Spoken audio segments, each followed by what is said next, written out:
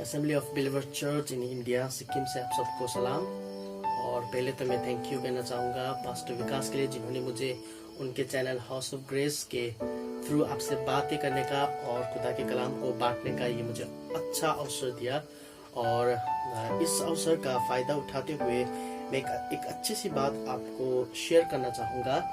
और यूँ कि जब हमको सबको पता है कि हम लोग आजकल लॉकडाउन में है, घर में बंधे हुए हैं और बाहर नहीं जा सकते और अपने चर्च बिल्डिंग में इकट्ठा होकर हम इबादत नहीं कर सकते हैं। और इसी चैनल्स के थ्रू, फेसबुक के थ्रू और सोशल नेटवर्किंग साइट्स के थ्रू हम एक दूसरे को इंकरेज करने पाते हैं। ये खुदा का फजल है, खुदा का अनुग्रह है। और इसी के कनेक्टेड एक बात आपसे कहना चाहूँगा कि जब हमारे जीवन में जब प्रॉब्लम्स आती है, हमारे जीवन में जब समस्या आती है, विपत्ति आती है, तो कई विपत्तियाँ, कई समस्या हमें खुदा बाप को, यीशु मसीह को और अच्छी रीति से जानने का अवसर देता है। It is actually a privilege, it is actually a big chance to know God more. ये खुदा बाप हमें बहुत बड़ी और अच्छी मौका देता है कि उसको और अच्छी रीति से जानने पाए।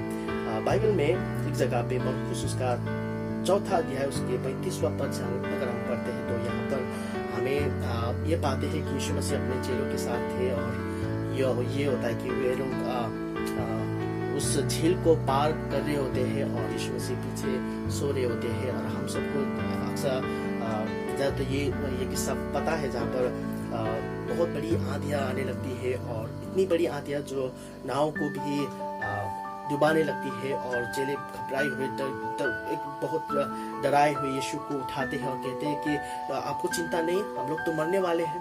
तब एक अनोखा काम, एक मिरेकल, एक माइटी वर्क होता है। वो ये होता है कि यीशु मसीह उठते हैं और वो पानी को डांटते हैं और लिखा है कि पानी शांत होता है, वो आंधी शांत होता है। चेले चकित रहते हैं। वो डिफिकल्ट टाइम, कुछ देर डिसाइपल्स को बहुत दिक्कत हुई होगी, एकदम लगा होगा कि अब हम मरने वाले हैं। थोड़ा टाइम, वो टाइम पीरियड उनके लिए बहुत खराब रहा होगा, but actually that was a blessing.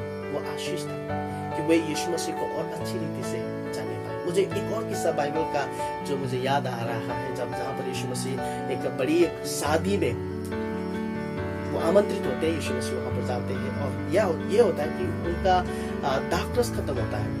और दाखरस जब खत्म होता है तो यीशु मसीह वहां पर एक बड़ा चमत्कार, जो बाइबल में लिखा है कि सबसे पहला चमत्कार था, आश्चर्य करना था, वो ये करता है कि यीशु मसीह पानी को दाखरस में परिवर्तन करता है।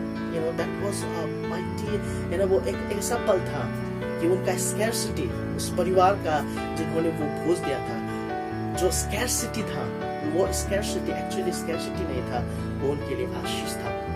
क्योंकि वो लोग जान नहीं पाए यीशु मसीह सब कुछ करने वाला है, यीशु मसीह मिरेकल करने वाला है। आई बिलीव ये समय जब हम लॉकडाउन में है, घर पे है, हमें दिक्कत तो लगता है, हमें लगता है कि ये दिक्कत दे रही है, ये इसमें लगता है कि हम थोड़ा घबरा जाते हैं, डर जाते हैं, एनी हाउ प्रॉब्लम्स आते हैं। But actually this is a beautiful time actually to know Jesus more and मोर।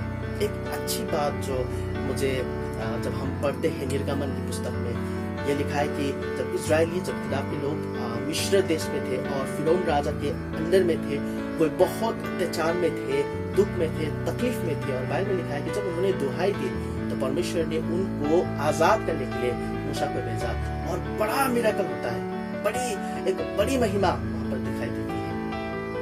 अगर खुदा के लोग अगर बंधुआई में नहीं होते, 430 साल के बंधुआई में नहीं होते, तो वे खुदा को नहीं जानने पाते। वो नहीं जानने पाते कि उनका खुदा छुड़ाता भी है। I believe in this time of pandemic, where world is gripped with fear, because